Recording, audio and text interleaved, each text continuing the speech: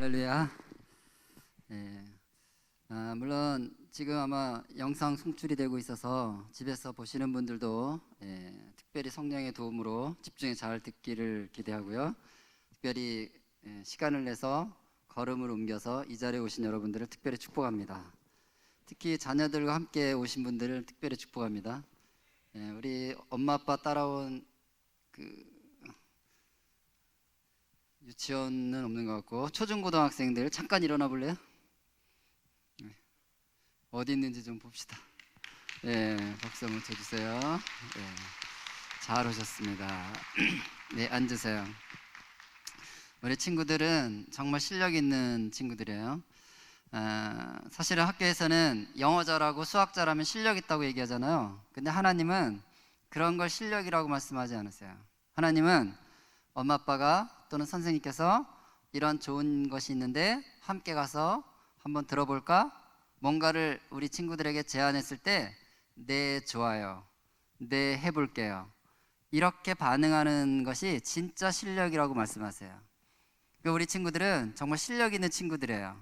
엄마 아빠가 한번 가보자고 했을 때 예스하고 왔기 때문에 오늘 하나님 우리 친구들에게 주는 특별한 은혜를 경험하게 될 것입니다. 화면을 좀 바꿔주시면 제가 시작을 하도록 하겠습니다. 우리는 아이들이 뭔가를 먹고 마시는 거에 대해서는 신경을 많이 씁니다. 부모로서. 집에 먹을 게 하나도 없어요. 근데 아이는 배가 고파요. 엄마 배고파, 먹을 거 어떡하냐, 집에 먹을 게 없다, 기다려야 되겠다. 근데 아이가 쓰레기통을 막 뒤지는 거예요. 뭐래도 좀 먹겠다고 쓰레기통을 뒤지고 있으면 우리는 어휴, 그래도 생존 능력이 있어서 쓰레기통도 다 뒤지는구나, 칭찬해 줄까요? 어떡하죠? 깜짝 놀라서 막 호들갑을 하죠. 정신이 있냐 없냐, 왜 그걸 먹으려고 하냐. 왜 그러죠? 우리가 아는 거예요. 먹고 마시는 것은 단지 배를 채우거나 갈증을 해결하는 것이 끝이 아니라 그것이 몸으로 흘러 들어간다는 걸 아는 거예요. 상한 음식을 먹으면 몸이 반드시 상하기 때문에 몸을 지켜주기 위해서 우리는 아이가 무엇을 먹는지 무엇을 마시는지 주의를 기울이는 것이죠. 그렇다면 보고 듣는 것은 어떨까요? 아이들이 늘 TV, 게임, 스마트폰 뭔가를 보고 있잖아요. 저 보고 듣는 것은 단지 오락일까요? 단지 재미일까요? 그것도 역시 흘러 들어가지 않을까요? 어디로 흘러 들어갈까요? 7살짜리들한테 이런 실험을 해봤어요. 7살 아이들을 세 팀으로 나눴습니다. 그래서 똑같은 방에 들어가 보게 한 거예요. 그랬더니 첫 번째 아이들은 방에 들어오자마자 가운데 커다란 풍선을 막 때려요. 칼로 쳐요. 발로 걷어 차요. 막 공격을 하죠. 두 번째 아이들은요, 방에 들어오더니 인형을 껴안아요. 인형에게 친근감을 표시합니다. 세 번째 그룹 아이들은요, 방에 들어와서 가운데 커다란 풍선이 있는데 호기심을 보이지 않아요. 보통은 가운데 뭐가 있으면 아이들이 관심을 가져야 되는데 아예 관심도 없어요. 왜 아이들의 행동이 이렇게 달랐을까요? 첫 번째 그룹 아이들은 고기를 먹고 왔을까요? 고기를 먹고 와서 지금 사냥 본능이 막 생기고 있는 걸까요? 그런 건 아니겠죠. 그렇다면 무엇 때문에 저 아이들은 다른 행동을 보였을까 하는 거예요. 한번 찾아볼까요? 왜 그런지 확인해 보죠. 소리가 나와야 됩니다. 방송실.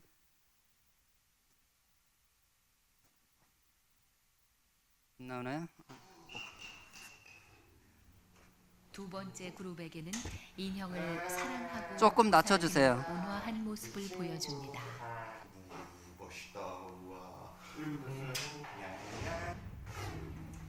세 번째 그룹은 인형에게는 별다른 관심을 보이지 않는 무관심한 모습을 보여줍니다.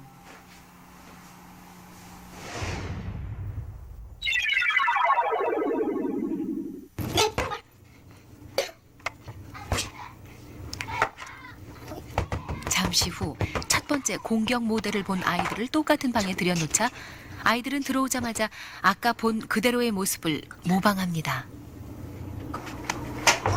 거기랑 똑같다.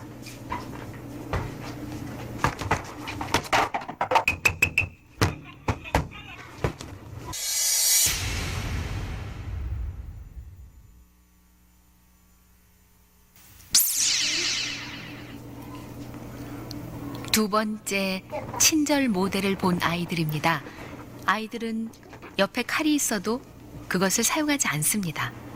정확히 자신이 본 행동을 그대로 따라합니다.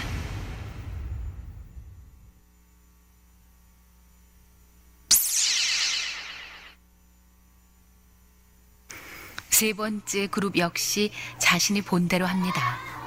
매체의 영향이 이렇게 엄청났다는 것 알고 계셨나요?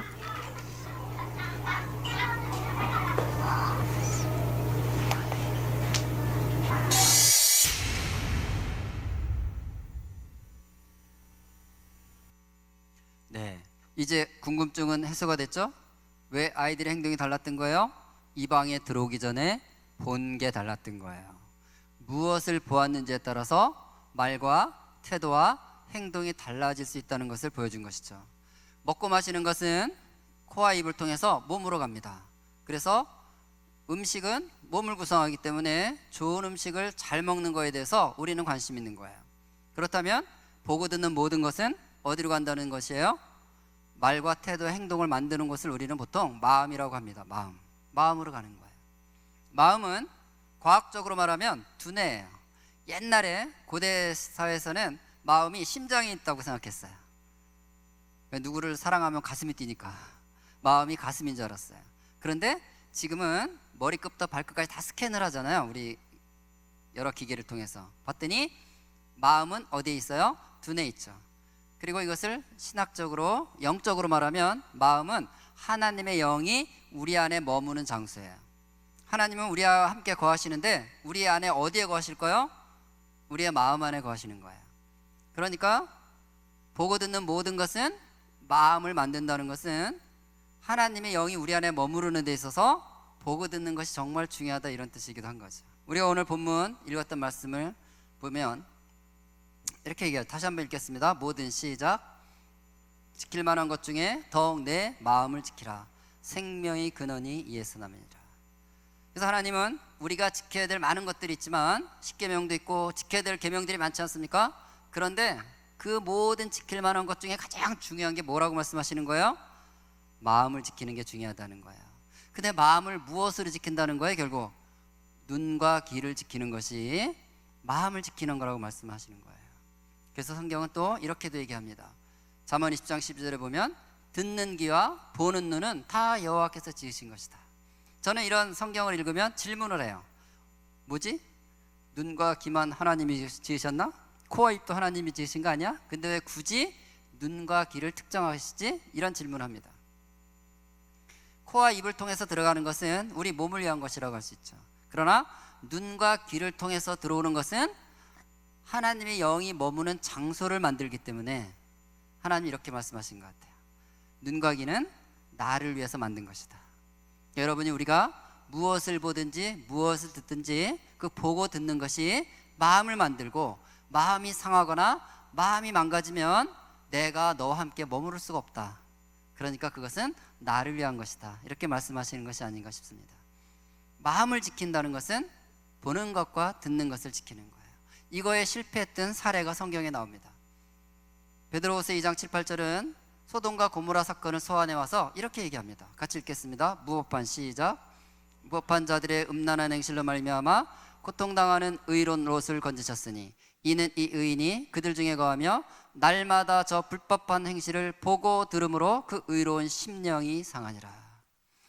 롯의 심령이 상했다. 롯의 마음이 상했다. 무엇 때문에? 날마다 보고 들은 것 때문에. 그가 소돔과 고모라 땅에서 눈만 뜨면 무엇이 보였어요? 불법한 행실들, 음란한 행실들이 보였다는 거예요. 그리고 그것이 롯의 마음을 의인임에도 불구하고 상하게 했다. 이렇게 기록을 하고 있습니다. 오늘날 우리 아이들은 눈만 뜨면 TV, 스마트폰, 게임을 보는 시대를 살고 있어요. 그리고 마치 그걸 안 보면 존재 의미가 없는 것처럼 보는데 아이들은 집착을 하고 있어요. 그 보고 듣는 것이 우리 아이들의 마음을 상하게 할 수 있는 것에 대해서 우리 한번 생각해 볼 필요가 있지 않겠습니까? 저 한 조사를 보니까요, 언제 음란물을 접하냐? 이런 질문에 6학년 때 접했다 29%, 중1 때 접했다, 중2 때 접했다, 중3이 되면 86.7%가 음란물을 보고 있다고 얘기해요. 그러니까 소돔과 고모라에서 롯이 겪었던 일을 우리 아이들은 중학교 3학년이 되기 전부터 손 안에 있는 스마트폰과 PC와 TV를 통해서 이미 날마다 접하고 있는지도 모르겠어요. 그것이 심령을 상하게 한다는 게 무슨 말인지 실험을 한번 해봤습니다. 대학생들을요, 세 그룹으로 나눴어요. 120명의 학생들을 40명씩 세 팀으로 나눴습니다. 한 팀은 자연 다큐를 보여줬어요. 자연 다큐, 동물의 왕국 아시죠? 두 번째 그룹은 그냥 성인 등급, 그러니까 합법적인 성인 영화를 보여준 거예요. 그 극장에 걸리는 왜 19세 이용, 18세 이용가, 뭐 우리가 TV 키면 19세 이용 합법적인 것들을 성인 보여준 거예요. 세 번째 그룹은 폭력적 음란물, 쉽게 얘기하면 야동, 불법적인 음란물을 보여준 거예요. 대학생 세 그룹에다 보여준 다음에 방으로 옮겨서 다트를 던져보게 했어요. 다트를. 그러면 본 게 다르죠. 세 그룹이 본 게 다른데 다트를 던지게 했을 때 행동도 다르게 나오는지를 한번 실험한 것입니다. 한번 실험을 볼까요? 사람 얼굴 사진과 사물 사진이 번갈아가며 붙게 됩니다. 그걸 맞춰달라는 건데 자연 영상을 본 그룹과 포르노를 본 그룹은 어떤 차이를 보일까요? 먼저 자연 다큐를 본 그룹. 사물은 계속 맞추고 있죠? 잠시 후 진행자가 표적을 사람 얼굴로 바꿉니다. 별로 듣고 싶지 않은데요. 사람 얼굴은 별로 맞추고 싶지 않다. 저기 안 던질게요 그냥. 아, 안 던지시겠어요? 네. 안 던지시는 어떤 뭐 특별한 이유가 있으신지. 사람 머리에 꼬치가 좀 깔때서. 좀 전에 얼굴 인상이 좀 각별했을 수도 있죠. 슬쩍 사람 얼굴을 바꿔봅니다. 이번에는 여자 얼굴. 여자잖아요. 다른 학생은 어떨까요? 사람 얼굴인데 좀 그러면. 좀 사람한테 던지는 건 좀 그래도 그 사람 얼굴인데 막 얼굴에 또 귓구멍 나고 그러면 보기가 안 좋잖아요. 다음 타겠습니다. 안 던질래요. 너무 예쁘게 생겼네요. 얼굴에 던지기가 좀. 안 던지시는. 네. 그럼 포르노를 본 학생들은 어떨까요? 앞에 학생들과 차이가 있을까요? 두 번째 실험은 첫 번째 목표물입니다.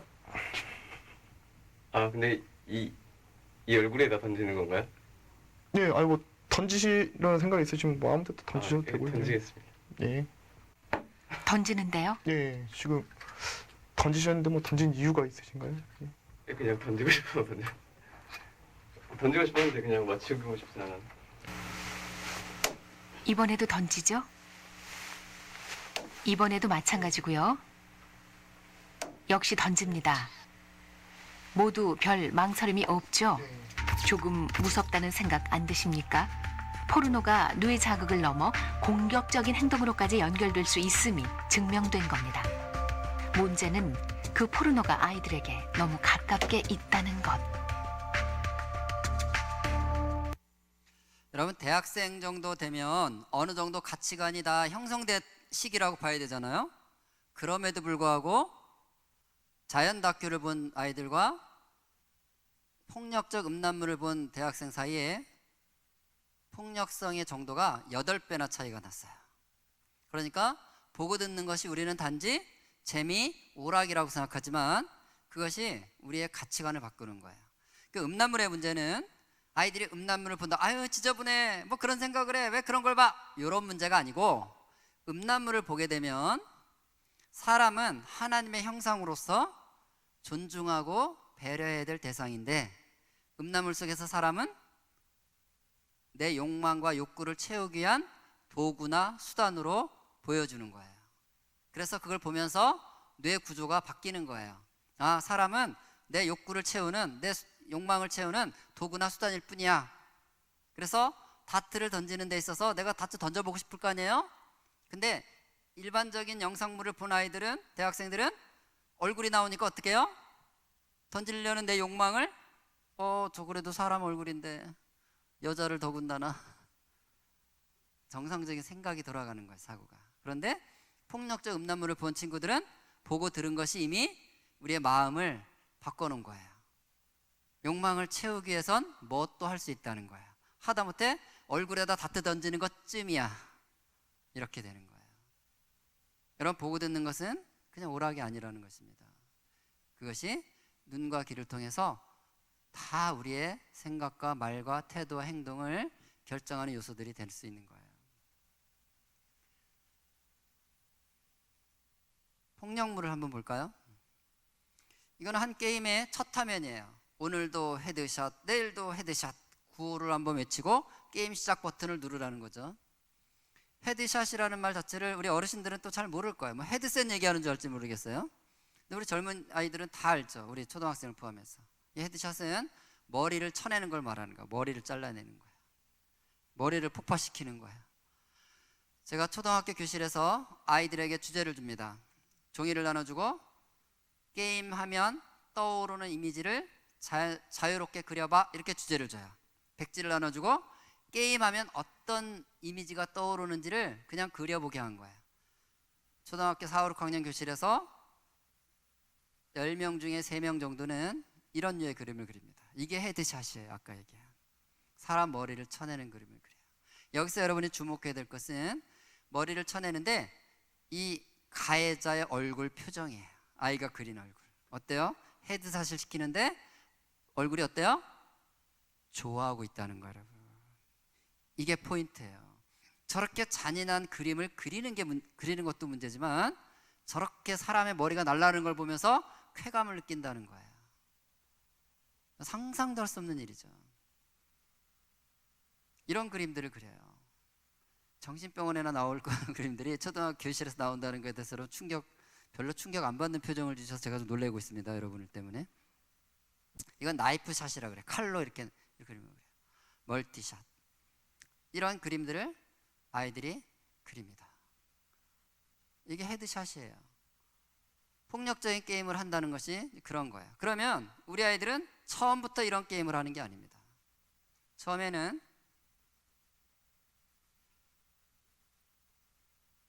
폭력적인 게임을 하질 않아요. 그럼 왜 아이들은 폭력적인 게임을 하면서 그 게임하면 떠오르는 이미지를 저렇게 폭력적으로 그려내는가? 그 이유가 있겠죠. 아이들이 게임을 한다는 것은요, 두뇌 속에서는 즐거움과 재미와 쾌감이 생긴다, 이런 뜻이에요. 그러니까 게임을 하고 있으면 뇌가 즐거워져요. 즐거워진다는 것은 도파민이 나온다, 이런 뜻이에요, 두뇌 속에서. 그러니까 여러분, 우리가 자녀들이 게임하고 있으면 우리는 이렇게 얘기하죠. 왜 또 게임해? 왜 아직도 게임을 해? 그렇게 물어요. 여러분, 정말 몰라서 물어보시나요? 왜 아직도 게임하고 있는지 정말 모르셔서 자꾸 물어보세요? 왜 아직도 게임하고 있다고요? 재밌으니까. 왜 또 게임할까요? 재밌으니까. 근데 자꾸 물어보는 거, 엄마가. 아이들은요, 답답해서 미치겠다는 거예요. 엄마가 그걸 모르는지 자꾸 물어본다는 거예요. 대답하기 곤란하게. 왜 자꾸 게임하냐고. 왜 아직도 하냐고. 왜 또 게임하면서 밤새냐고. 묻지 마세요. 이유는 재밌기 때문이에요, 여러분. 애들 그 곤란하게 자꾸 물어보시니까. 재밌다라는 것은 두뇌 안에 도파민이 나왔다, 이런 뜻인 거예요. 그러면 재밌는 거예요. 한번 들어볼까요? 소리를 껐다 켰다 하시나 봐. 계속. 처음부터 다시 켜놓으세요. 특별한지 아니면 오디오를. 측좌 핵을 자극한다.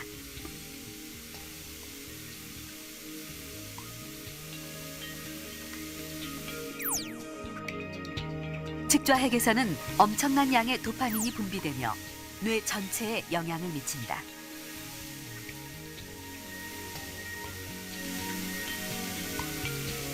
인한 도파민 분출로 뇌는 극단적인 쾌감을 경험한다.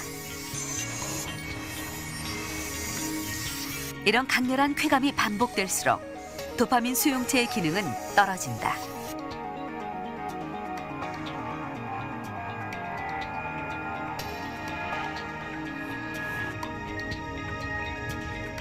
도파민 수용체의 기능이 저하되면 우리 뇌는 점점 더 많은 도파민을 필요로 하게 되고 더 큰 쾌락을 쫓게 된다. 자, 이제 보는 거 듣는 거 얘기하고 있잖아요. 게임을 통해서 시각적, 청각적 자극이 두뇌로 들어가면 그 자극이 측자핵을 건드리게 됩니다. 측자핵을 때린다는 얘기예요. 측자핵에다가 자극을 줘요. 이 측자핵은 도파민 공장이에요.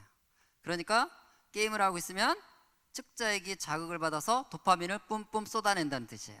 그런 뇌는 굉장한 쾌감과 즐거움과 기쁨을 경험하는 거예요. 그런데 문제는 이 도파민이 나와서 기쁘기는 한데, 문제는 우리 뇌는, 우리 몸은 항상성이라는 게 있다는 거예요. 여러분, 이 항상성이라는 게 되게 중요한 것인데, 우리 몸은 누군가가 세팅해 놓은 초기값이 있어요. 예를 들면 체온. 체온은 여러분이 원하는 온도를 만들면 되나요? 원래 정해져 있나요? 36.5도. 이거 누가 만들었나요? 근데 모든 인간은 36.5도예요. 근데 36.5도보다 온도가 올라가면 40도가 되면 어떻게 될까요? 죽어요. 40도가 넘어가면 죽기 때문에 아픈 거예요.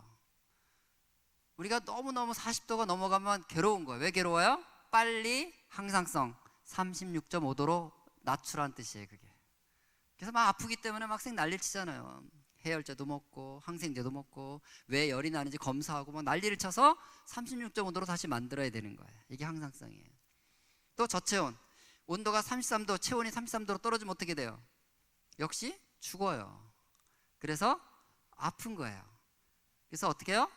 33도가 돼도 내버려둬요? 우리 몸을 생 난리를 치는 거예요. 막 비비고 막 열을 내고 뒤집어 쓰고 막 온도를 높여서 하는 거예요. 이게 항상성이에요. 대표적인 항상성들이 되게 많죠. 연세 드신 분들은 당뇨, 혈당도 항상성이에요. 그 항상성을 오버하면 문제가 되는 거예요. 혈압 다 항상성 문제인 거예요. 그러니까 우리 몸에 하나님이 만들어 놓은 항상성이 존재하는데, 뇌에는 어떤 항상성이 있냐면 도파민 항상성이라는 게 있어요. 무슨 얘기냐면, 하나님은 인간의 뇌를 도파민이 50개가 나왔을 때 최적화되도록 세팅값을 정해놨다는 뜻이에요. 초기값을 정해놓은 거예요. 그러니까 50개가 나오도록 만들어 놓은 거예요. 근데 아이들이 게임을 하거나 유튜브 영상을 보면서 강한 시각, 청각 자극이 들어가면 도파민 공장이 강하게 자극을 받아서 도파민이 100개가 나오는 거예요. 100개가 나오면 쾌감은 확 증가하죠. 그런데 항상성 50개로 세팅값이 있는데 100개가 나왔으니까 넘치잖아요. 그래서 부담을 느끼는 거예요, 뇌에서. 그래서 두뇌 여러 곳에서 도파민 공장인 측자에게다가 피드백을 계속 보내는 거예요. 야, 도파민 너무 많아, 부담스러워. 쾌감은 좋은데 부담스러워. 계속 피드백을 보내기 때문에 도파민 공장을 줄이는 거예요. 쉽게 얘기하면 50개 생산 라인을 30개로 줄여버리는 거예요. 그러면 게임을 하면서 도파민이 100개가 나왔는데 도파민 공장이 줄었으니까 100개가 안 나오겠죠. 자, 아이들이 처음부터 폭력적인 게임을 하는 게 아니라 그랬어요. 처음에 아이들이 이제 스마트폰을 잡거나 컴퓨터를 잡으면 플래시 게임을 합니다. 막대기 들고 달팽이 잡고 두더지 잡고 퍼즐하고 뭐 이런 거 하잖아요. 근데 여러분, 1년만 막대기 들고 달팽이를 잡아보세요. 계속 재미가 있겠어요? 재미가 없다는 얘기는 뭐예요? 도파민이 원하는 만큼 안 나온다, 이런 뜻인 거예요, 뇌에서는. 그러니까 우리 아이가 이제 초등학교 들어가서 막대기 들고 달팽이를 잡다 보면 이런 생각이 들어오는 거예요. 내가 이 나이에 이 짓을 해야 되나. 그게 도파민이 안 나온다는 소리예요. 그럼 어떻게 해요? 두뇌는 도파민 100개를 경험한 적이 있는데 게임을 해도 100개가 나오더니 이제 80밖에, 공장이 줄어들어서 사이즈가 줄어서 80개, 70개, 50개밖에 안 나와. 그럼 어떻게 해요? 자극의 강도를 높여야 되는 거예요. 그래서 아이들이 짐 싸서 이사를 갑니다. 그 이사 가는 게 바로 메이플 스토리라는 게임이에요. 들어보셨나요? 메이플 스토리. 여기 가면요, 막대기 들고 달팽이 잡는 게 아니라 사냥감이 너무 다양하고요, 사냥터가 너무 화려하고요, 사냥 도구들이 너무 다양해요. 메이플 스토리에 딱 들어가면 완전히 새로운 세계가 열리는 거예요. 새로운 자극의 세계가 열린다는 뜻이에요. 그러면 도파민이 다시 공장은 30개, 라인은 30개인데도 100개가 나오는 거예요. 신났죠, 신났어. 또 이제 4, 5년 하다 보면요, 100개가 나오니까 항상성 때문에 다시 또 피드백이 가죠. 너무 많다 갈 거 아니야? 생산 라인을 또 줄여, 20개로 또 줄여요. 많다 그러니까 줄여놓은 거예요. 그리고 또 100개가 안 나와. 그럼 어때요? 또 짜증이 나는 거예요. 그럼 또 어떻게 해야 될까요? 또 이사를 가야 되는 거예요.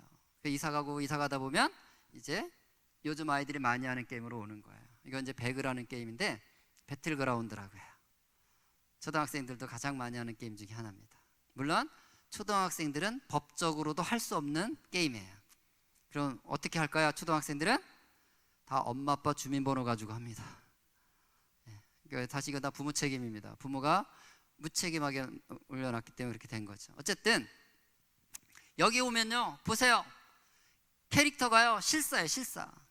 그리고 그냥 컴퓨터 프로그램이 움직이는 캐릭터가 아니라 어느 PC에서 누군가가 조작하는, 실제 사람이 조작하는 캐릭터들이에요.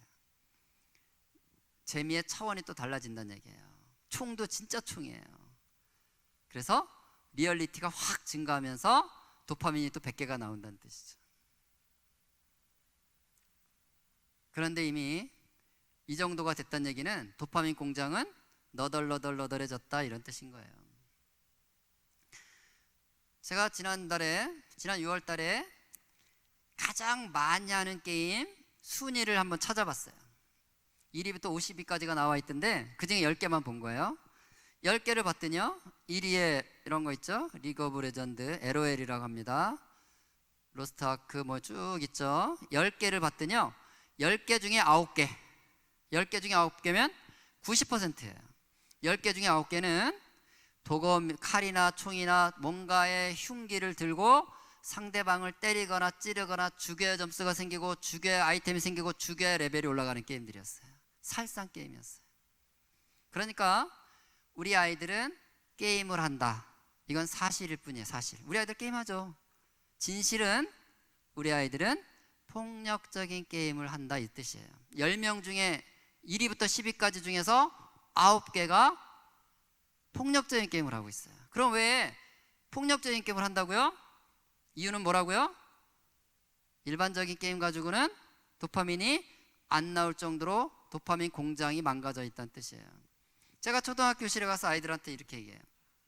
얘들아, 초등학교 4, 5학년들한테 너희들 카트라이더 하니? 카트라이더는 자동차 레이싱 게임이에요. 참고로 자동차 레이싱 게임 카트라이더 하니? 그럼 애들이 막 화를 내요. 화를.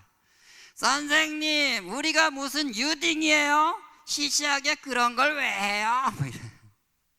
유치원생이냐 지가. 왜 우리가 그런 거 시시해서 그런 걸 할 수가 없어요. 무슨 뜻이에요? 그런 정도의 게임을 해가지고는 도파민이 나온다, 안 나온다? 안 나와요. 최소한 사람을 때리거나 찌르거나 헤드샷은 날려야 도파민 나와요. 그게 그 소리예요, 여러분. 초등학생들이 이미 그 정도 게임을 한다는 얘기입니다.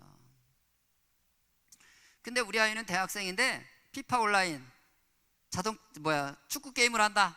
그러면요, 이 대학생인데도 축구 게임만 해도 도파민이 나온다는 얘기예요. 그러니까 그런 집은요, 걱정할 게 없어요. 그 자녀들은요, 대학생인데 피파하고 있다면 아주 뇌 상태가 양호한 거예요. 걱정하들 마세요. 문제는 지금 초등학생이에요, 여러분.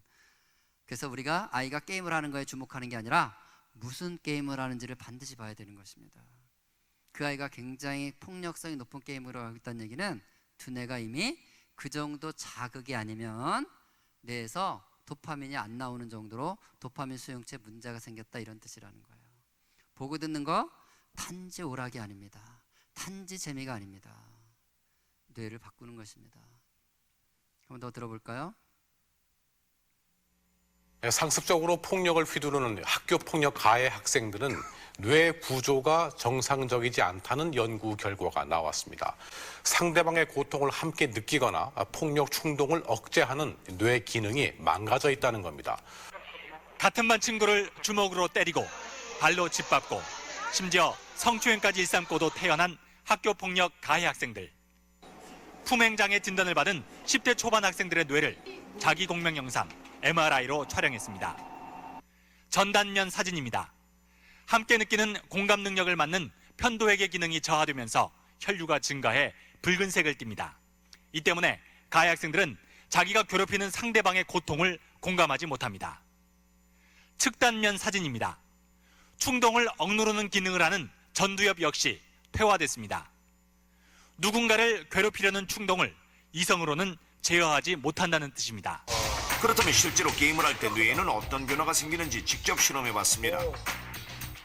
평소 게임을 즐겨한다는 초등학생 2명을 대상으로 게임을 할 때와 하지 않을 때의 뇌파를 살펴보기로 했는데요. 그리고 바로 이어서 게임을 시작하는 아이들. 평소 아이가 즐겨한다는 상대방을 때려서 제압하는 다소 폭력적인 게임을 하는데요. 육안으로는 베타파의 변화를 확인하기가 힘든데요. 5분 후 놀랍게도 베타파로 인해 머리 전체가 붉어진 모습. 베타파의 변화가 나타났다는 것은 본인의 의지로 자신을 통제할 수 없는 상태가 될 수 있음을 보여주는 것입니다. 그렇다면 다른 어린이의 경우는 어떨까요? 평소 즐겨한다는 게임에 능숙하게 접속합니다. 어른들이나 할 수 있는 다소 폭력적인 게임을 하는데요. 놀랍게도 얼마 되지 않아 불안정하게 변하는 뇌파 파도. 베타파 또한 첫 번째 어린이보다 더욱 심하게 나타났다는 사실. 이렇듯 게임을 할 때는 두 아이 모두 통제력을 잃은 듯 베타파의 변화가 심하게 나타난 것을 확인할 수 있었습니다. 네, 저 친구 겉보기에는 아주 멀쩡하잖아요, 초등학생. 근데 두뇌 상태는 정신이 하나도 없죠, 지금 그림으로 봐도. 우리 두뇌에는 굉장히 중요한 두 기능이 있습니다. 동물들에게는 없는, 하나님이 사람을 동물과 달리 하나님의 형상으로 만드셨어요. 사람이 하나님의 형상인 증거들이 두뇌 안에 많이 있는데 그 중에 하나가 편도체입니다. 이 편도체는 원래는 동물들에게서 편도체는 두려움과 공포를 반응하는 곳이에요. 그러니까 생쥐의 편도체를 자르면 생쥐가 고양이 앞에서 막 재밌게 놀고 있어요. 고양이에 대한 두려움이 없다는 뜻이죠. 그러니까 동물들에게는 생존을 위해서 편도체가 되게 중요한 거죠. 그런데 사람에게는 이 편도체 안에 공감하고 배려하는 장치가 같이 들어있습니다. 두려움, 공포뿐만 아니라. 동물들은 이게 없죠. 만약에 동물들의 편도체에 공감하고 배려하는 장치가 있다면 동물들은 생존할 수가 없습니다. 여러분 생각해 보세요. 여러분. 호랑이가 토끼를 잡아놨어요. 토끼를 잡아놨는데 얘가 불쌍해. 얘도 처자식 있을 텐데 얘도. 내가 오늘 한 끼 식사로 먹으면 나는 배를 부르겠지만 이 처자식은 어떡하지? 호랑이가 이런 생각을 한다면 호랑이 생존할 수 있을까 없을까요? 호랑이는 다 굶어 죽어야 됩니다. 그러니까 동물들은요 그게 없어요. 이 공감하고 배려하는 이 장치는 하나님의 형상을 가진 사람에게만 있는 거예요. 근데 게임을 하면요, 게임을 아까 뭐라 그랬어요? 때리고 찌르고 죽이고 때리고 찌르고 죽이가 점수 생긴다 그랬죠. 근데 상대방을 공감하고 배려하면서 내가 이길 수 있어요? 게임을 하는 목적은 뭐예요? 상대방 캐릭터를 살리는 게 목적이에요? 죽이는 게 목적이에요? 아까 본 10개 중에 9개 게임은 다 죽이는 게임이에요. 죽여야 내가 승리하고 내가 점수가 생기고 아이템이 올라가는 게임이에요. 그걸 계속 하고 있어 보세요. 그럼 어디가 공격을 받는다는 거예요? 두뇌 보고 듣는 것들을 통해서 편도체가 망가진다, 마모가 된다는 뜻이에요. 편도체가 망가지는 거예요. 그래서 상대방을 존중하거나 공감하거나 배려하거나 이런 것들이 약해지기 시작하는 거예요. 발달이 안 되는 거예요. 동물하고 똑같아지는 것입니다, 쉽게 얘기하면. 그래서 교실에 가보면 너무나 많은 아이들이 별것도 아닌 거에 참지를 못하고 주먹을 내지르고 화를 내고 소리를 지르고 이런 일들을 우리가 너무 많이 보고 있는 거예요. 그래서 요즘 초등학교 선생님들이 그런 얘기를 하세요. 초등학교 교사의 할 일은 1번이 싸우는 애들 뜯어말리는 거라고. 그렇게 애들이 싸운대요. 여러분 짐승우리에서나 볼 수 있는 일들을 우리가 교실에서 보고 있다는 뜻이에요. 왜? 편도체가 망가지면 상대방을 고려하지 않습니다. 그게 안 만들어진다는 거예요. 또 하나의 장치가 여기 있는 전두엽, 아나 전두엽이라고 하는데 이 전두엽 부분에 전두엽 부분에 어떤 게 있냐면 충동을 조절하는 장치가 있어요. 인간은 욕망이 있기 때문에 어떤 인간도 욕망에 따라서 화가 날 수가 있어요. 근데 동물들은 화를 참으면 안 돼요. 동물들은. 그래서 생존할 수가 없어요. 근데 사람은 이걸 참아야 되는 게 사람이에요.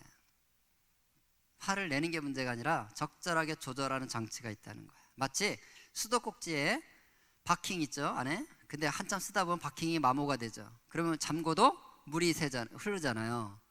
우리 뇌 안에 바로 쪼여주는 그 바킹 역할을 하는 게 여기 안화전두엽이라는 곳이에요. 그래서 뭔가 기분대로 성질대로 하고 싶을 때 딱 쪼여주는 거야. 안 돼, 여기까지, 더는 안 돼, 요거 해주는 곳이 바로 그 장치예요. 그런데 게임을 할 때는 어때요? 때리고 찌르고 죽이고 이런 걸 할 때는 멈추면 돼요, 안 돼요? 멈추면 내가 죽어요. 그러니까 여러분, 게임을 할 때는 계속 어디가 공격받냐면 저 안화전두엽에 그게 마모되는 일이 벌어지는 거예요. 실제로 이런 일이 있었습니다. 제가 이제 대전에 가서 하루 종일 이렇게 세미나를 하는데 점심 먹는 시간에 한 분이 오셨어요. 자기소개를 하더라고요. 자기가 이제 외국어 대학을 나와서 러시아과를 나와가지고 러시아 선교사로 헌신을 하고 실제 러시아에서 이주해 온, 한국에 러시아에서 많이 이주해 왔잖아요, 여성들을. 러시아 이주 여성과 결혼도 했어요. 그래서 애가 지금 3살이래요. 딸이 하나 있고 지금 한국에 와 있는 러시아 여성들 대상으로 선교사로 지금 일하고 있다는 거예요. 근데 오전에 이런 얘기를 했더니 자기가 오전에 강의를 들으면서 정말 이해가 된 게 하나 있다고 자기 얘기를 하는 거예요. 이분이 고등학교 때까지는 완전 모범생이었대요. 대학생이 돼서 나 이제 대학생 됐으니까 나 내 맘대로 살아야지. 그때부터 게임을 시작했대요. 그래서 대학 4년을 거의 PC방에서 살았대요. 아까 얘기한 그 서든어택 게임을 하면서 신나게 살았대. 그리고 이제 졸업을 하고 이제 신학교를 26세 신학교를 가면서 이제 게임도 끊고 이렇게 해서 러시아 선교사가 됐고 결혼도 했고 애를 낳았대. 그런데 자기가 늘 궁금한 게 하나 있었대요. 자기는 아내를 정말 사랑한대요. 자기는 자기 딸을 정말 사랑한대요. 그런데 자기가 사랑하는데도 불구하고 아내와 딸에게 자꾸 화를 낸다는 거예요. 아주 화를 내고 있는 자신을 보면서 내가 분명히 사랑하는데 왜 자꾸 이렇게 화를 내지? 궁금했었대. 근데 제 강의를 들으면서 아, 내가 20대 때 그 폭력적인 게임들을 자유라고는 이름, 뭐 자유롭게 살고 싶은 것 때문에 했던 그것이 내 뇌 안에 그 조절하는 장치를 엄청나게 많이 마모시켜 놨나 보다. 그래서 자기가 자꾸 화를 내는 게 이유가 거기 있구나. 그걸 알게 됐다. 이러면서 얘기를 하는 거예요. 여러분, 20대 청년은 다 큰 것 같죠? 다 잘한 것 같죠?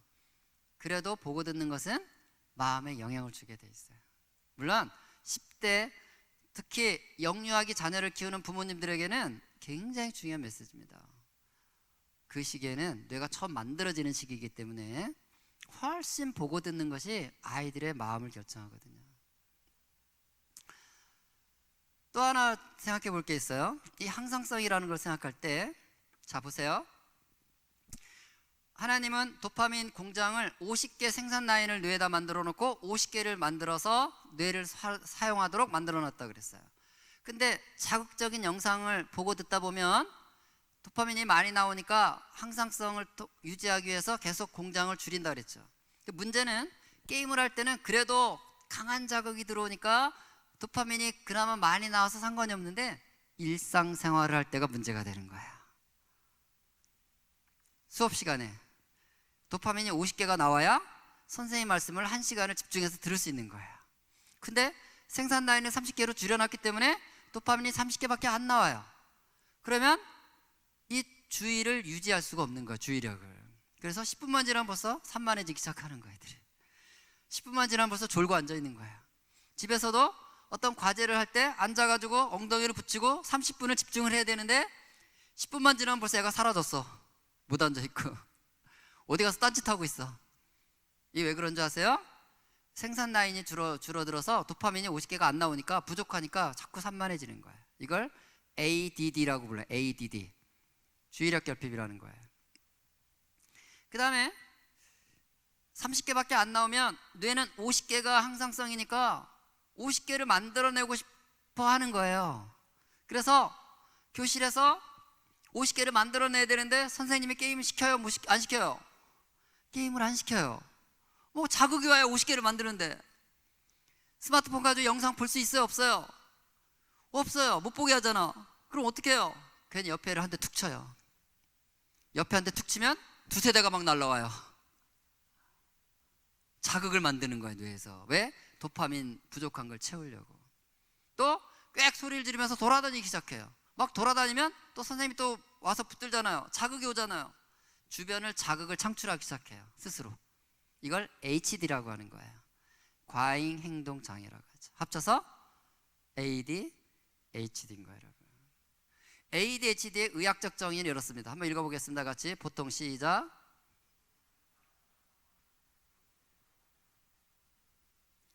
저와 여러분은 이렇게 조용하고 편안한데 찬송이 흘러나오면 안정감이 생긴다는 얘기예요. 그런데 ADHD 아이들의 특징은 두뇌에 이 도파민 항상성이 무너져 있기 때문에 조용하고 편안하고 강한 자극이 없으면 도파민 양이 줄어서 불안해지기 시작한다는 거예요. 그래서 두뇌과학에서는 ADHD를 보상결핍 증후군이라고 부릅니다. 이 보상이라는 말이 도파민이라는 뜻이에요. 도파민이 부족해서 주의가 산만하고 도파민을 부족한 걸 채우려다 하다 보니까 나댄다, 이런 얘기예요. 그래서 ADHD 진단을 받으면 의사가 처방약을 주죠. 근데 우리 생각에 나대서 오내니까 처방약은 안정제를 줘야 될 것 같아요, 각성제를 줘야 될 것 같아요? 안정제를 줘야 될 거 아니야, 나대니까. 그죠? 그런데 ADHD 처방약은 모두 각성제입니다. 나대는 애에게 각성제를 준다고요? 왜 그럴까요? 이제 이 그림을 보면 이해가 되실 거예요. 왜 나댄다고요? 도파민이 부족해서 항상성, 도파민의 양을 채우려고 나댄다 그랬잖아요. 그러니까 각성제라는 도파민을 주입해주면 도파민이 채워지니까 나댈 이유가 사라지는 거예요. 그래서 안 나다는 거예요. 이게 도파민 채워줬으니까, 약으로. 그게 도파민 처방약입니다. 그러니까 이거는 치료제예요, 치료제가 아니에요? 치료제가 아닙니다. 도파민 항상성을 회복하는 게 핵심인 거예요, 여러분. 열날 때 해열제를 먹으면 일단 열은 떨어지지만 왜 열난 원인이 있을 거 아니에요. 원인 치료를 하지 않으면 소용이 없는 것처럼 그런 거예요. 근데 여러분, 영유아기 시기부터 영상을 통해서 재미를 느끼기 시작하면요, 당연히 그 자극이 도파민을 만들어내기 때문에 도파민 항상성 때문에 계속해서 피드백이 가서 공장 사이즈는 줄 수밖에 없어요. 그러니까 게임을 많이 하거나 영상을 많이 보이는 아이들은 ADHD 경계선에 안 설 수가 없습니다. 뇌 구조가 그렇다는 거예요. 보고 듣는 것은 단지 오락이 아닌 거예요. 심령이 상하는 거예요. 그리고 예배 시간에도 집중하지 못하면 하나님의 말씀을 들을 수가 없어요. 예배 시간에도 산만하기 시작하고 무기력하기 시작하고 나대기 시작하면 하나님의 영이 그 안에 머물 수가 없는 뇌 구조를 만들어 놓는 거, 우리가 지금. 그게 그 얘기입니다. 들어볼까요? 두 돌을 넘긴 아이, 스마트폰을 빼앗자 바로 울음을 터뜨립니다. 엄마 이거 하고 있잖아. 진수. 두 돌을 넘긴 아이, 두 돌을 넘긴 아이, 스마트폰을 빼앗자 바로 네, 울음을 터뜨립니다. PC가 엄마 이거 하고 있잖아. 진수는 스마트폰 없이는 밥을 먹지 못합니다. 스마트폰을 치우면 금세 자리를 떠버립니다. 또래보다 말도 늦어서 치료를 받고 있습니다. 스마트폰에 빠져있는 초등학생. 스마트폰을 감추자 안절부절 못하더니 엄마의 팔을 깨물려고 합니다. 스마트폰에 빠져있는 아이의 뇌 상태를 살펴봤습니다. 뇌 활동이 적을수록 푸른색을 띠는데 오른쪽에 푸른색이 확연합니다. 정상적인 아이보다 우측 전두엽 활동이 떨어진다는 얘기입니다. 스마트폰을 많이 쓰는 아이가 불빛과 소리에 반응하는 시간을 측정했습니다. 또래들에 비해 시각과 청각 모두 2배가량 반응이 느립니다. 더 나아가 게임뿐 아니라 학습용 영상물 같은 시청각 자극에 아이 혼자 반복적으로 노출되면 심할 경우 후천적 자폐 증상을 보일 수도 있습니다. 요 부분이 두뇌의 요 부분이 이제 전측 대사회라고 부르는 장소인데요. 여기는 뭐 하는 곳이냐면 우리의 그 내면에서 올라오는 욕망들 있죠. 욕구와 관련된 것들이 뇌에서 이제 정보가 나오고, 또 사고, 이렇게 하면 돼, 안 돼, 사고적 판단을 하는 정보가 모이는 장소예요. 이거를 요즘에 두뇌 과학자들 중에서는 마음이 형성되는 장소라고 보통 그렇게 얘기를 해요. 여기가 모든 뇌의 정보들을 모아서 결정해 주는 곳이라고 보는 거예요. 근데 여기에 그 기능을 제대로 발휘하려면 도파민이 필요한 거예요. 도파민이 글로 가야 되는데 도파민이 부족하니까 어떻게 돼요? 그 결정과 판단을 제대로 못하고 욕망에 끌리는 거예요. 그래서 아이들이 나대는 것입니다. 그러니까 보고 듣는 것은 그냥 재미만 주고 오락만 주고 끝나는 것이 아니라 그것이 두뇌의 작동 방식을 다 만드는 과정에 관여하는 거예요. 먹고 마시는 게 몸을 만들잖아요, 여러분. 단백질을 잘 먹고 영양분을 골고루 먹는 이유는 그래야 몸에 필요한 영양소들이 골고루 가니까.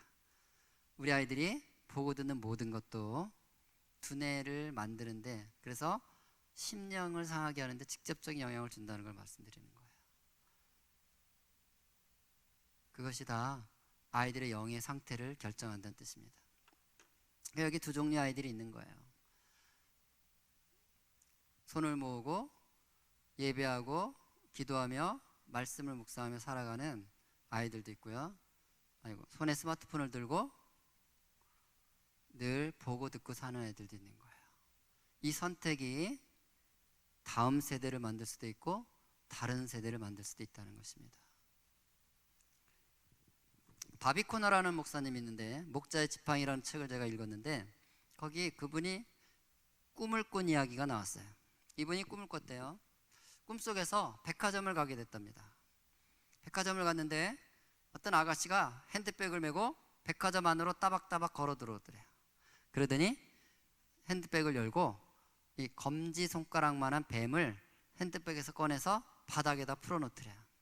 그 순간 성령께서 말씀을 하시더래요. 꿈속에서 저 뱀을 조심해서 주의 깊게 지켜봐라. 그래서 이분은 꿈인데도 아니 요만한 뱀이니까 발로 밟으면 찍하고 죽을 걸 뭘 조심하고 주의 깊게 지켜보라 그러지? 이런 의심을 품으면서 보고 있었대. 보라 그러니까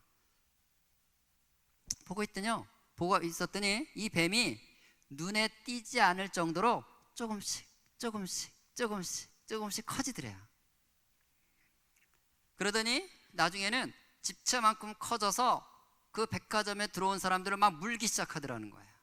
그래서 꿈속에서 기도했대요. 성령님 도와주세요 하고 막 기도를 했대요. 그랬더니 성령님께서 빛으로 된 검을 한 자루 주시대요. 빛으로 된 검, 광선검 아시죠? 광선검을 딱 주시더래요. 여러분 광선검이 무슨 색깔인지 혹시 아십니까? 주황색이에요. 주황색. 뽑을 때 주황 이렇게 뽑거든요. 광선검 뽑을 때. 검을 주시면서 이 검으로 뱀의 몸통을 갈라라 그러시더래요. 그래서 그 빛으로 된 검을 잡고 뱀을 향해서 힘껏 내려쳤더니 뱀이 두동강이 나더래요. 그런데 뱀이 두동강이 나면서 뱀의 몸통에서 아이들이 쏟아져 나오더라는 거예요. 그리고 잠이 깼다는 거예요. 땀이 막 비 오듯이 흘렀더래요. 저는 이분의 꿈 이야기를 쭉 읽으면서 미디어 분야에서 제가 연구해오고 기도해오고 일해온 경험으로는 금방 알게 됐어요. 이 요만한 뱀이 바로 우리 가정에 가만히 들어온 TV, 우리 아이들 책상 위에 가만히 올라와 있는 저 컴퓨터, 우리 아이들 손으로 지금 들어오고 있는 이 스마트폰, 이것이 바로 요만한 뱀이겠구나. 처음에 TV가 왔을 때, 컴퓨터가 책상에 올라갈 때, 아이들 스마트폰에 들려졌을 때 이거에 불과했어요. 별거 아니었어요. 얼마든지 우리 아이들도 스스로도 통제했고 다 별 문제 없었어요. 그런데 조금씩 마치 먹고 마시는 것이 몸에 스며들듯이 보는 것 듣는 걸 통해서 아이들의 영을 잠들게 하는 그런 역할을 해서 그 아이들의 데스티니를 뱀이 묶고 있듯이 지금 미디어 때문에 자기의 데스티니를 잃어버리고 있는 아이들이 이 땅에 너무 많은 거예요. 제가 어느 날 하나님께 깊이 기도하는 시간이 있었는데 환상을 보여주셨어요. 환상 속에서 거대한 안막 아시죠? 영화 볼 때 그 안막, 거대한 안막이 아이들을 다 덮어버리는 걸 보게 됐어요. 그리고 제가 이제 기도 가운데 막 바람을 일으키면서 안막을 어떻게든 걷어내려고 막 애쓰는 그런 환상을 이제 본 적이 있었습니다. 그 다음날 아침에 기도하면서 물어봤어요. 저한테 이렇게 보여줬던 게 뭐냐고. 그런데 여러분, 스마트폰이 지구상에 나오기 전이었어요. 우리나라에서 대개 2009년부터 스마트폰이 나와서 2011년부터 확 보급이 돼서 이제 10년 된 거거든요. 제가 본 환상은 2008년 4월이었어요. 4월 5일. 그런데 여러분, 그때는 잘 몰랐어요. 그 안막이 뭘까. 10여 년을 지나고 보니까 그게 우리 아이들 손에 들려져 있는 스마트폰이 아이들의 데스티니를 다 삼키고 있는 걸 보게 되는 거예요. 신체 일부처럼 여기고요. 이걸 떼놓고는 존재 의미도 모르고 살고 있는 것이 우리 아이들의 모습인 걸 봅니다. 여러분, 우리 아이가 지금 보고 듣는 것에 잡혀 있으면 그 영이 죽습니다. 그래서 지금 대한민국 중고등부 예배 시간에 가보면 입을 열어 찬송하는 애들이 없어요. 예배 시간에, 찬양 시간에 앞에 애들이 찬양하는데 앉아서 같이 소리내어 찬양하는 애들이 별로 없습니다. 영이 죽어있기 때문이에요. 잠들어 있기 때문이에요. 사람은요, 영이 죽거나 잠들어도 많은 거 할 수 있어요. 밥을 잘 먹을 수 있어요. 그러니까 우리 아이가 갑자기 밥을 안 먹는다? 그래도 영의 상태를 알 수는 없어요. 영이 잠들어 있어도 잠을 잘 자요. 그러니까 우리 아이가 불면증이 왔어도 영의 상태를 알 수는 없어요. 영이 잠들어 있어도 공부는 잘 할 수 있어요. 그러니까 우리 아이가 성적이 떨어지는 거 가지고도 영의 상태를 알 수 없어요. 그런데 영이 죽거나 잠들면 절대로 할 수 없는 게 하나 있어요. 그것이 바로 예배예요. 여러분 잘 아시듯이 요한복음 4장 23절 24절 하나님은 영이시니 예배하는 자가 뭐로 예배한다고요? 영과 진리로 예배하는 거예요. 우리의 영이 살아있어야 하나님을 찬송할 수가 있는 거예요, 여러분. 그런데 이미 중고등학교 많은 예배 시간에 가보면 아이들이요, 예배에 반응을 하지 않습니다. 찬송에 자기 소리를 내지 못합니다. 다 고개 쳐박고 있거나 엎드려 자거나 멍 때리고 있는 거예요. 영이 잠들어 있습니다. 영이 죽어가고 있습니다. 그런데 그들이 지금 보고 듣는 걸 한번 보십시오. 그것이 오늘 몇 개만 보여드렸지만 다 연결되어 있는 거라고 보시면 되겠습니다. 밥스럭이라는 목사님이 욥기라는 책에서 제가 읽은 책을 읽다가 이런 문구를 봤습니다. 하나님께서 한 세대 역사하시려면 그 전 세대를 준비시키신다. 하나님은 우리 자녀 세대에게 정말 관심이 많습니다. 마지막 때가 점점 가까우고 있습니다. 여러분들은 마지막 때를 어떻게 이해하시는지 모르겠지만 성경은 분명히 마지막 때에 대한 이야기를 하고 있고요. 그리고 마지막 때가 가까워 오고 있다는 것에 대해서는 안 믿는 사람들이 더 얘기해요. 말세라고.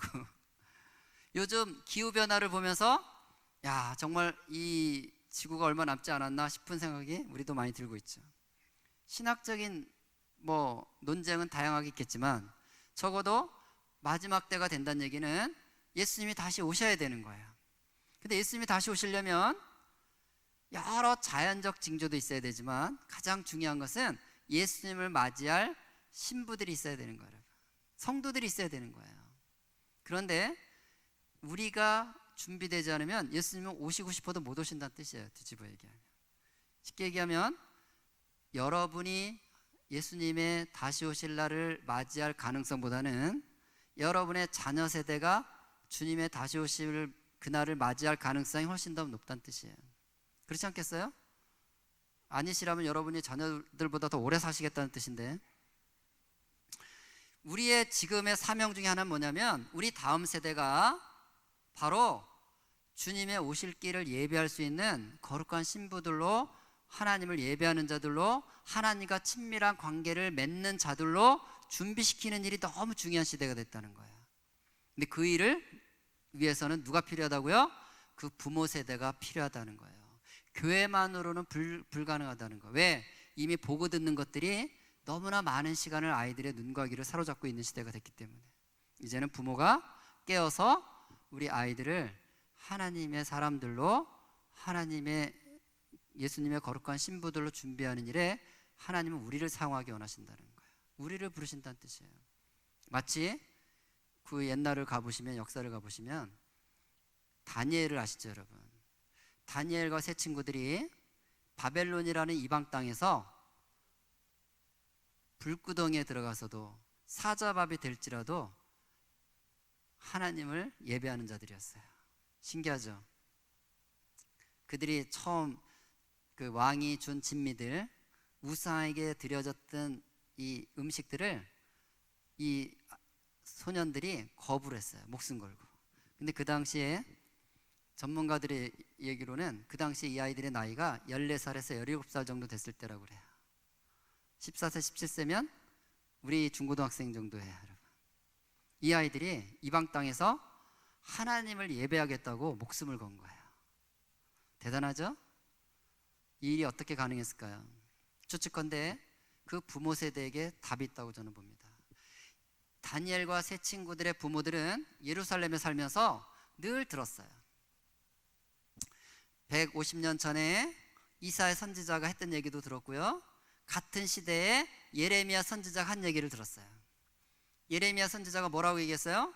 지금은 우리가 저 예루살렘 성전에서 예배할 수 있지만 나팔소리가 울리고 죄를 지면 번제물을 가지고 가면 거기서 제사를 드려주고 하나님을 만나고 하나님을 예배할 수 있는 것이 눈앞에 있기 때문에 너무나 쉽지만, 예레미야는 뭐라고 얘기했어요? 저 성전이 무너질 것이고 그리고 예배를 드릴 수 없는 시대가 올 것이다. 그 얘기를 계속했어요. 부모들은 들었어요. 우리는 지금 예배할 수 있지만 얘들은 성전이 없는 시대를 살 텐데 그때 이 아이들이 성전이 없기 때문에 하나님을 버릴 것인가, 성전이 없어도 하나님을 예배하는 자로 만들 것인가에 대한 결정을 그 다니엘의 세 친구들의 부모들이 해야 됐다는 거예요. 그래서 그들은 자녀들을 준비시킨 거예요.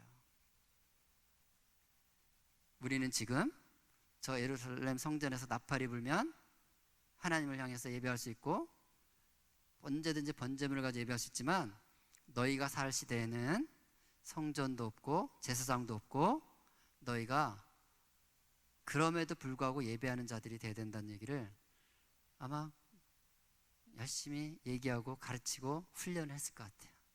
그래서 그들은 바벨론이라는 이방 세계 속에서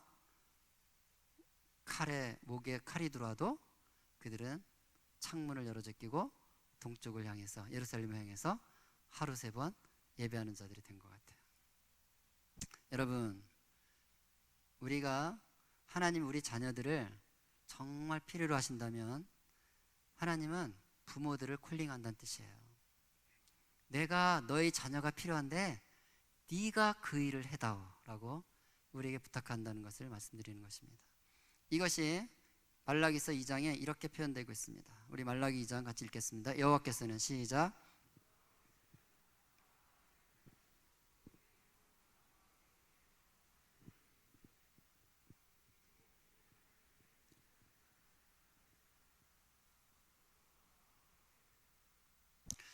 하나님께서 한 남자와 한 여자로 가정을 만드셨다.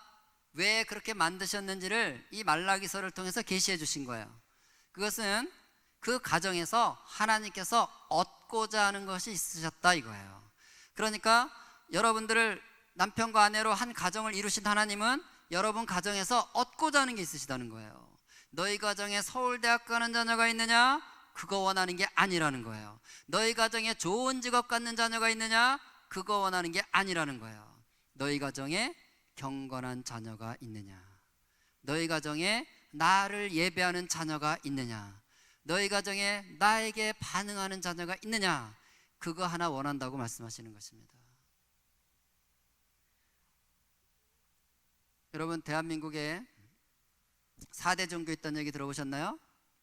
대한민국 4대 종교: 기독교, 유교, 불교, 그리고 대학교. 많은 분들이 교회를 다니는데 실제 신앙은 대학교일 수 있다는 거예요. 우리의 신앙을 점검하시기 바랍니다. 내 신앙은 기독교인가 대학교인가? 내 신앙이 기독교인지 대학교인지 목사님은 알 수가 없어요. 여러분이 헌금 많이 하고 교회 열심히 나오고 새벽기도 열심히 하면 목사님은 여러분이 당연히 기독교인인 줄 알 거예요. 그런데 여러분의 신앙은 누구한테 가서 물어봐야 되냐면 우리 자녀들에게 물어봐야 되는 거예요. 이렇게 물어보는 거예요. 오늘 한번 테스트 해보세요. 아들, 아빠가 지난 한 달 동안 너한테 제일 많이 한 말이 뭐야? 이렇게 묻는 거예요. 엄마는 너한테 지난 일주일 동안 무슨 얘기 주로 했어? 이렇게 물어보는 거예요. 그러면 여러분 자녀들이 여러분의 신앙을 쿨하게 말해줘요. 엄마, 나만 보면 공부하라 그러지. 엄마, 나만 보면 숙제 다 했냐 그러잖아. 아빠, 나만 보면 맨날 시험, 성적, 공부, 대학 맨날 그 소리 하지. 여러분 이렇게 말하면 여러분의 신앙은 대학교예요. 우리는 믿는 걸 말하게 돼 있습니다. 대학을 나야 먹고 살 수 있다, 직업을 가져야 먹고 살 수 있다. 정말 그렇게 믿으세요? 그러면 그것이 여러분의 신앙인 것입니다. 지난 한 달 동안 나는 아이에게 무슨 말을 했나요? 아이에게 물어보라는 거예요. 근데 우리 아이가 아빠? 나 뭐 맨날 큐티 했냐고 묻지. 나 보면 맨날 성경 암송하자 그러지. 나만 보면 아빠가 같이 예배 드리자 그러잖아. 아빠, 내가 무슨 신학생이야? 나만 보면 성경 얘기만 해. 이렇게 말해요? 그러면 여러분의 신앙은 기독교 맞습니다. 왜냐하면 우리는 믿는 걸 말하게 돼 있는 거예요. 혹여나 여러분의 자녀에게 물었을 때 여러분의 자녀가 그렇게 말을 하면 하나님께 감사하세요. 그렇습니다, 주님. 저는 우리 아이가 대학도 가야 되겠고 직업도 가져야 되겠지만 무엇보다도 하나님을 예배하는 자가 되기를 원합니다. 이 자녀를 주님 받아주십시오. 그렇게 우리가 고백하는 부모가 되어야 된다는 거예요. 여러분, 미디어가 위험하다, 미디어가 눈과 귀를 다 통해서 마음을 바꾼다, 이런 것이 핵심이 아니라 내가 어떤 자녀를 키울 거냐가 더 중요하다는 거예요. 그러니까 부모는 소명이 있는 거예요, 여러분. 부르심이 있는 거예요. 우리는 왜 부모가 됐는지를 알아야 되는 거예요. 내가 부모가 된 이유는 이 자녀를 그리스도 만들려고 부모가 됐다는 사실이에요. 근데 TV, 게임, 스마트폰을 자유롭게 보게 하면 심령이 상하는데 어떻게 그리스도인을 만들 수 있겠어요, 여러분? 자녀 교육의 목표를 분명히 하라는 뜻입니다. 나는 자녀 교육의 목표가 무엇인가? 좋은 대학 보내는 거, 스카 대학 보내는 게 목표예요? 그러면 맨날 입만 열면 무슨 얘기 할까요? 스카 대학 보내야 되니까 무슨 얘기 하겠어요? 공부 얘기하지 않겠습니까? 재밌는 사실은 유대인들은요, 유대인 100명 부모에게 100명에게 물어보면 100명이 똑같은 대답을 한대요. 당신의 자녀 교육의 목표가 무엇입니까? 물으면 유대인들은 100명이 다 똑같은 말을 한대요. 나는 내 자녀를 유대 교인 만드는 게 목표입니다. 이게 그들의 자녀 교육 목표라는 거예요. 그래서 그들은 열심히 토라를 암송시키고 하브루타를 하는 거예요. 왜? 그게 목표이기 때문에.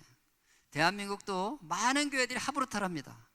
그런데 이유가 달라요. 하브루타 열심히 하는데 좋은 대학 보내려고 하브루타 하더라고요. 그리고 그 하브루타를 교회에서 합니다. 하브루타는 그런 의미가 아니에요. 교회에서 하는 게 아니라 부모의 목표가 이 자식을 유대교에 만들어야 되기 때문에 그거 하는 거예요. 그럼 우리는 어떻게 적용해야 돼요? 이 자식을 그리스도에 만들어야 되는 거예요. 이 자식을 하나님을 예배하는 자를 만들어야 되는 거예요. 그래서 나는 뭘 해요? 앉혀놓고 같이 성경을 읽는 거예요. 같이 앉아서 찬송을 하는 거예요. 같이 앉아서 말씀을 나누면서 같이 손을 잡고 기도를 하는 거예요. 왜? 내 목표가 그거니까. 근데 목표가 없으면 어때요? 목표가 없는 사람은 옆집을 기웃거려요. 옆집은 뭐 하나? 옆집은 저거 하네? 우리 애도 같이 영어 등록시키고, 옆집은 저런 학원 보내네? 나도 영어 학원, 그 옆집에 가는 학원 같이 가고. 그래서 옆집에 귀를 기울이는 사람이 되는 거예요. 대한민국 교육을 망치는 주범, 옆집 아줌마라는 거 아닙니까, 여러분? 여러분, 왜 우리가 옆집에 하는데 신경을 쓸까요? 목표가 없어서 그래요, 여러분. 부르심이 없어서 그래요. 왜 우리가 TV, 컴퓨터 게임하는 거에 대해서 그냥 자유로울까요? 목표가 없어서 그래요. 대학만 가면 되지 뭐 TV 보거나 말거나 게임하거나 뭐 대학만 가면, 이게 우리의 목표인가 어쩌면. 부끄럽지만 여러분, 오늘 기도하시면서 목표를 분명히 하는 내 자녀 그리스도인 만드는, 우리 가정에 찾아오셔서 너희 가정에 경건한 자녀가 있느냐, 하나님께 성실한 자녀가 있느냐 물으실 때 여기 있습니다, 이 자녀를 받으십시오라는 것이 저의 목표입니다, 저의 부르심이다라는 것이 여러분 안에 분명해지길 바랍니다. 동시에 오늘 돌아가시면 남편과 아내에게도 똑같이 한번 물어보세요. 슬쩍 물어보세요. 당신 자녀 교육의 목표가 뭐야? 물어보세요. 아마 열이면 열 엉뚱한 대답을 할 거예요. 분명해요. 그런 생각 해보지도 않고 키웠을 거예요. 그럴 때 여러분 확인하셔야 돼요. 나는 오늘 주님 앞에서 이 아이를 그리스도인 만드는 거, 경건한 자녀 만드는 거, 그게 내 목표가 됐어. 당신도 나와 같은 목표로 우리 아이를 키워갑시다. 그래서 부부간에 또 자녀 교육의 목표를 일치시키는 그런 시간을 가졌으면 좋겠습니다. 그것이 우리 아이들의 미디어 교육, 미디어를 어떻게 다룰 것인지에 대한 출발점이라고 생각해요. 그래서 우리가 이 목표를 분명히 하고 우리 가정을 새롭게 세팅해가는 그런 첫 출발점을 삼았으면 좋겠습니다. 오늘은 예배 시간에 1시간을 저에게 주셨기 때문에 서론만 한 것입니다. 앞으로 이 기회가 되면 더 관련된 얘기들을 더 할 수 있을지 모르겠어요. 같이 기도하겠습니다.